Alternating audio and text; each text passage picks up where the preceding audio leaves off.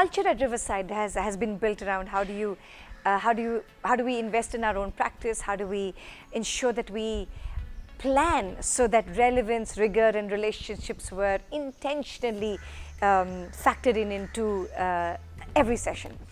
One of the ways we started holding ourselves accountable was through observations, right? So we would observe each other's practice. We would get people to come in and see the work we were doing, saying, are these visible? Are these three ingredients, relevance, rigor, and relationships, evident in each of our sessions?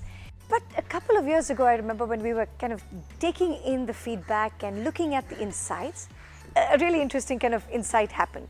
That even though every teacher had in her plan articulated the relevance very clearly, often when we got into the class, the intentionality and the explicit articulation of this relevance would often get missed.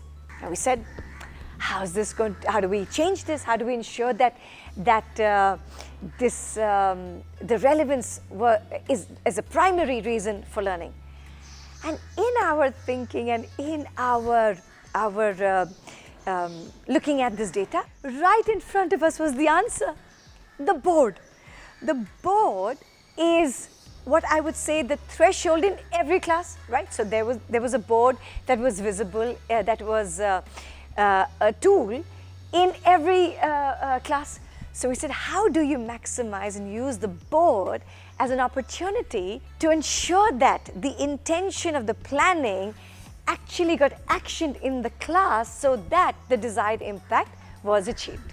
The board then became a wonderful, wonderful conscience for us, So we realized that if we could design the board to have like a road map, right? If you could kind of divide the board into parts where you had to intentionally be reminded, right? To be reminded that yes, this is where you should put forth and make visible the relevance, ensure that your language of learning had enough space and the guided inquiry of what you were doing had enough space on the board, yet you didn't miss out places where you wanted to include the fresh new vocabulary that was part of that lesson.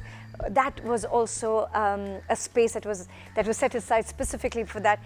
And then to honor children who have added value into the class, into the body of knowledge, into each other.